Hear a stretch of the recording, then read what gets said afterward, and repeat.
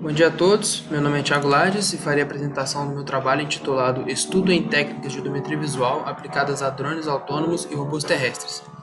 Trabalho orientado pelo professor Gustavo Medeiros Freitas. Aqui nossa agenda, começarei fazendo uma introdução sobre o tema, falarei brevemente sobre os trabalhos relacionados, depois farei uma breve fundamentação teórica para melhor entendimento do método utilizado, seguiremos então com metodologia, resultados, conclusões e referências. Começando então pela introdução, temos que manipuladores robóticos de base fixa obtiveram grande sucesso na indústria, por serem capazes de executar tarefas repetitivas de maneira muito mais rápida e precisa que humanos. Apesar disso, observou-se nas últimas décadas um crescimento muito grande da robótica móvel, onde era necessário que o robô tivesse maior mobilidade e autonomia para exercer tarefas como mapeamento 3D, transporte de cargas, monitoramento e até mesmo limpeza de ambientes. Muitas vezes é de interesse saber a pose, ou seja, a posição e orientação do robô ao longo do tempo, em relação a um ponto de referência, muitas vezes utilizado como o próprio ponto de partida do robô. Dessa forma, dizemos que é importante conhecer a odometria do robô, que pode ser definida como a capacidade de estimar a mudança de pose ao longo do tempo utilizando dados de sensores. Alguns sensores comuns para isso são, por exemplo, os encoders de rodas, muito utilizados em robôs terrestres, onde é feita a contagem do número de voltas da roda do robô e com o modelo matemático podemos estimar a odometria dele. Porém, esse tipo de sensor sofre muito com o deslizamento de rodas, onde um movimento rotativo da roda não necessariamente se traduz em uma translação ou rotação do robô. Unidades de medição inercial, ou IMUs, também podem ser utilizadas, pois medem aceleração linear e velocidade angular nos três eixos. Porém, sofrem muito com ruído, os dados são muito ruidosos, o que gera uma deriva ao longo do tempo, ou seja, uma soma acumulada de pequenos valores ao longo do tempo acaba gerando uma deriva.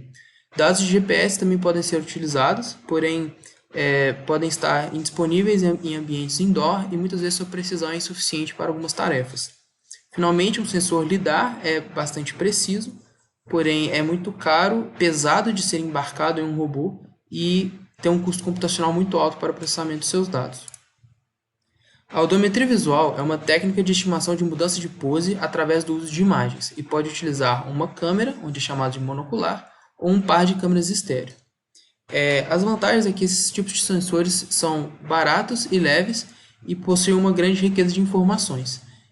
E robôs como drones e rovers se beneficiam muito disso, pois são sensores fáceis de serem embarcados e que têm muita informação. Algumas das desvantagens são que são sensores sensíveis à mudança de iluminação e também há casos onde há muita e pouca iluminação na mesma imagem, às vezes uma fonte de luz muito forte, e sofrem com ambientes sem textura, ambientes muito homogêneos, paredes muito lisas, onde não tem muita textura. E sofrem também com movimentos bruscos, onde muitas vezes pode se perder um pouco da informação que está ali. A odometria visual faz parte de um conjunto de técnicas de percepção do ambiente, começando com a Structure from Motion, que é uma técnica de reconstrução 3D que utiliza uma sequência de imagens não ordenadas, e onde o objetivo é estimar a pose da câmera a cada imagem. O SLAM visual se preocupa em realizar a tarefa de SLAM, ou seja, localização e mapeamento simultâneos, ou seja, onde ele constrói um mapa e localiza o robô nesse mapa ao mesmo tempo. E esse tipo de técnica tipicamente se preocupa com a consistência global, tanto do mapa quanto da localização do robô nesse mapa. E pode possuir técnicas de detecção de loop closure, ou seja, se o ambiente atual já foi visto anteriormente. O SLAM visual, portanto, utiliza dados visuais para realizar o SLAM. No caso da odometria visual, é feita uma estimação de pose incremental, onde, à medida que os frames vão chegando, uma estimação sobre a evolução de pose frame a frame é feita, e tipicamente se preocupa com a estimação local, com a consistência local dos dados. A odometria visual inercial introduz dados de sensores inerciais e tipicamente faz uma fusão sensorial utilizando um filtro de calma. A motivação desse trabalho veio da equipe X-Quad UFMG, equipe de drones autônomos da FMG, onde eles foram finalistas da competição Alpha Pilot, dentro de mais de 400 equipes do mundo inteiro, e eu pude participar como colaborador na competição AIRR, onde auxiliei na parte de algoritmos de visão computacional, onde o robô tinha que se localizar entre um portal e outro da competição. Utilizamos o algoritmo Orbison 2 que é uma versão anterior ao que eu utilizei nesse trabalho, que foi a Orbislam 3. Os objetivos desse trabalho, então, são comparar os diferentes conjuntos de sensores na estimação de pose do robô, seja com câmera monocular ou um par de câmeras estéreo. Uma comparação também será feita de sensores monoculares com monocular inicial e também de um par de câmeras estéreo com o par de câmeras estéreo mais informação inicial. O Orbislam 3, portanto, foi utilizado por suportar todos esses conjuntos de sensores, seja uma câmera, duas câmeras, sensores inerciais, e também por ser compatível com o ROS, o Robot Operating System, além de ser também compatível com sensores RGBD que não foram utilizados nesse trabalho. E apesar de ser um método de SLAM, a audiometria visual é parte fundamental da estimação de pose incremental ao longo do tempo à medida que os frames vão chegando ao robô. Parte do trabalho desenvolvido com a equipe X-Quad foi publicado em um artigo no CBA 2020, que recebeu um convite para publicar uma versão estendida num journal, e também participei de uma outra publicação no LARS 2020, que utiliza o espelho robô, um dispositivo de inspeção de cavidades, em um projeto em parceria da UFMG com o Instituto Tecnológico Vale. Na parte de trabalhos relacionados, temos que a tese de doutorado de Moravec é considerado um dos primeiros estudos na área de audiometria visual. Foi desenvolvido no laboratório JPL da NASA, Jet Propulsion Lab, e foi utilizado no rover Opportunity, que foi lançado em 2003 para Marte e que ficou operacional até 2018. Nesse tipo de trabalho já víamos conceitos como algoritmos de extração de características que identificam pontos importantes na imagem e os descrevem, como será dito adiante, correspondência entre essas características entre mais de uma imagem, e também a remoção de outliers utilizando o algoritmo de Randsack, que virou o padrão para esse tipo de abordagem. Na parte de fundamentação teórica, começamos com o modelo de câmera buraco de agulha, onde toda a luz passa por um orifício pequeno e a imagem é projetada no plano da câmera do outro lado. A câmera tipicamente fará parte de um sistema robótico mais complexo, seja um sistema de câmeras ou até ou ela estará acoplada a um robô. Dessa forma, é necessário transformar um ponto tridimensional no frame de referência, muitas vezes chamado de mundo, para a referência da câmera, para o sistema de coordenadas da câmera. Essa transformação é feita através dessa matriz de parâmetros extrínsecos, uma matriz 4x4 que contém uma matriz de rotação 3x3, pertencente ao grupo especial ortonormal, e um vetor de translação em XYZ. Portanto, após essa transformação de pontos no frame de referência, chamado de mundo, para o frame da câmera, temos que fazer a projeção desse ponto no plano idealizado de imagem da câmera e depois fazer a conversão para pixels, pois são sensores fotossensíveis que irão captar a luz e que será transformado numa imagem. Dessa forma, utilizamos a matriz de parâmetros intrínsecos, como visto aqui, para fazer a projeção de um ponto tridimensional no frame da câmera para pixels na imagem.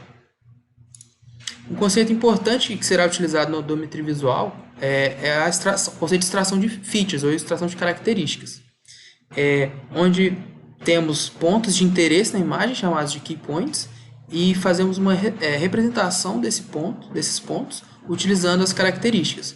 Muitas características mais conhecidas são a Sift, Surf, Fast e Brief, porém a utilizada aqui são as features ORB, pela sua boa relação de custo computacional e de resultados na estimação de mudanças de pose. Então, dado um ponto em uma imagem, fazemos a correspondência desse mesmo ponto em outra imagem, como podemos ver aqui nessa imagem de baixo. Então, dado um ponto P, temos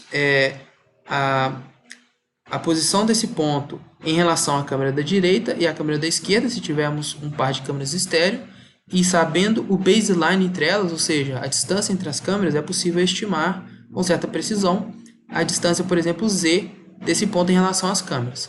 Se estivermos utilizando uma única câmera, um sistema monocular, o baseline, ou seja, a distância entre esses instantes de tempo em que foi calculado, em que foi obtido essas imagens, não é conhecido. Portanto, só é possível recuperar essa informação a menos de um fator de escala. Na parte de metodologia, temos as etapas de audiometria visual, que vão desde a aquisição de uma sequência de imagens detecção de features em cada uma dessas imagens e correspondência entre essas features entre as imagens. Dessa forma, é possível fazer estimação de movimento em 3 casos: 2D para 2D, 3D para 3D e 3D para 2D. Em todos os casos, deve-se calcular a matriz essencial E. Essa matriz contém informações de rotação e translação codificadas nessas duas matrizes. Na matriz R, uma matriz de rotação pertencente ao grupo especial ortonormal, e a matriz S, que é a matriz antissimétrica do vetor de translação T, que é dada aqui nessa matriz 3x3. Dessa forma, no caso de estimação de pose 2D para 2D, são utilizados pontos 2D em ambas as imagens, pontos que estão no plano de imagem da câmera. Essa estimação faz o uso da restrição epipolar, que é definida da seguinte forma: os vetores que formam o plano epipolar, que vão do centro da câmera da direita até o ponto P genérico, desse ponto P até o centro da câmera da esquerda, e a reta que vai do centro da câmera da esquerda para o centro da câmera da direita, essas 3 retas formam um plano epipolar, e a interseção entre os planos de imagem com o plano epipolar forma as chamadas linhas epipolares. E o que essa restrição nos diz é que pontos correspondentes estão sobre linhas epipolares conjugadas, ou seja, o correspondente desse ponto PLI, visto aqui na câmera da esquerda, está sobre a linha epipolar no plano de imagem da direita. Dessa forma, fazemos a busca apenas em uma dimensão. Dado um conjunto de 5 correspondências, podemos utilizar o algoritmo de 5 pontos de Nister, porém, como sua implementação não é simples, não é trivial, usualmente utiliza o algoritmo de 8 pontos de Longet-Higgins, onde podemos fazer a solução de um sistema linear homogêneo para encontrar a matriz essencial. No caso de estimação de pose 3D para 3D, só é possível no caso estéreo, pelo fato de utilizar justamente 2 conjuntos de pontos 3D.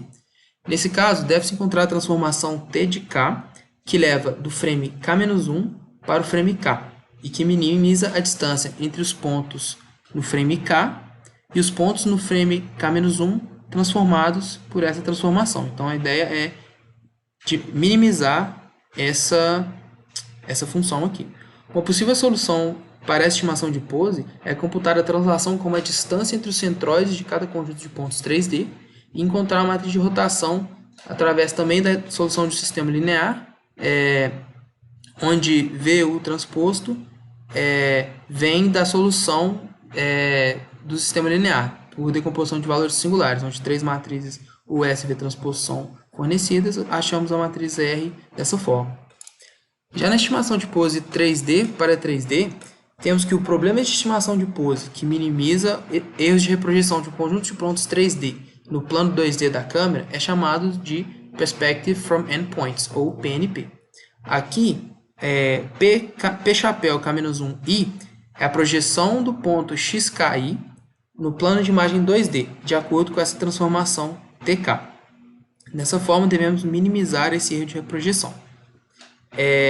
Para cada correspondência de pontos, temos então 2 equações desse tipo, que também com 6 ou mais correspondências é possível resolver o sistema linear homogêneo utilizando SVD. O Y3 foi utilizado nesse trabalho e conta com 4 principais componentes, evidenciados aqui: rastreamento, relocalização, mapeamento local e loop closing.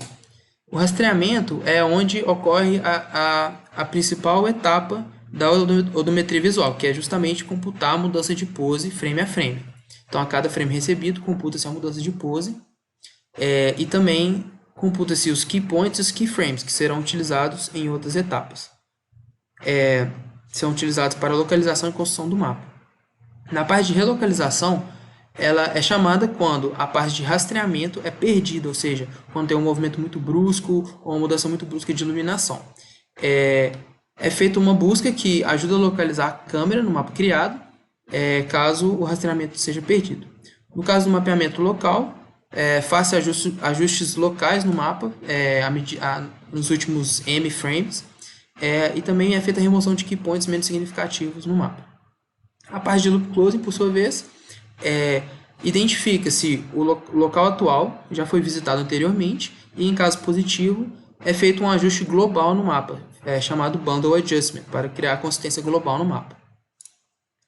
Na parte de resultados, utilizamos o dataset EuroC-MAV, que significa Mini Veículo Aéreo, pois por ser muito utilizado na comunidade científica e por ter dados de ground truth, ou seja, dados do caminho efetivamente feito pelo drone, e também por fornecer dados de câmera monocular, estéreo e de sensores inerciais.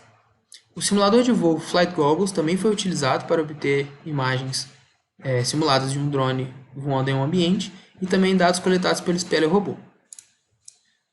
Comparando-se o caso monocular com o estéreo, temos que o monocular, visualizado em azul, consegue recuperar o formato do caminho percorrido pelo drone, porém não consegue recuperar a escala. Temos aqui a curva em vermelho, o método estéreo, e a curva em verde, bem próxima, é o ground truth, o caminho efetivamente feito pelo drone.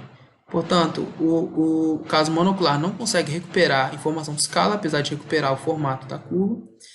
E o método estéreo obtém um resultado muito bom e muito próximo do ground truth, com a escala próxima de 1 e com erros da ordem de centímetros. Quando comparamos o caso monocular com o monocular inercial, temos que a introdução de dados inerciais auxiliou muito o método a ter uma estimação melhor da escala e, portanto, diminuir a raiz quadrada do erro médio, que caiu de 3,17 metros para 0,04 metros. Vemos, portanto, que a estimativa de escala se aproximou muito da escala real, que deveria ser 1,00. Então, houve uma melhora muito significativa. No caso do estéreo, comparado ao estéreo inercial, por mais que fosse esperado que a introdução de dados inerciais melhorasse o método em todos os aspectos, o que foi observado nos datasets utilizados foi que apenas em algumas métricas houve essa melhora. Então, a escala recuperada foi ligeiramente melhor no dataset MH03 e o erro máximo foi menor que no caso estéreo.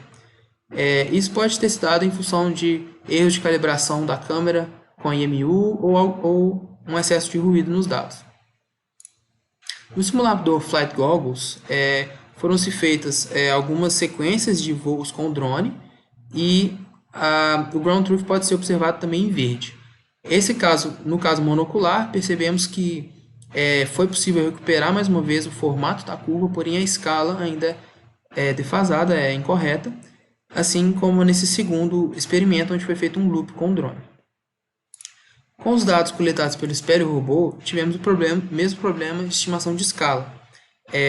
Isso se deve, nesse caso, a imagens com alta iluminação em uma região, baixa iluminação em outra, e também pelo fato de termos relativamente pouca textura na imagem. Apesar de termos o chão com linhas e bordas definidas, o centro da imagem, eu diria que a maior parte da imagem, sofreu com mudanças de iluminação muito bruscas e também com paredes muito lisas, lugares sem muita textura, o que atrapalha o método.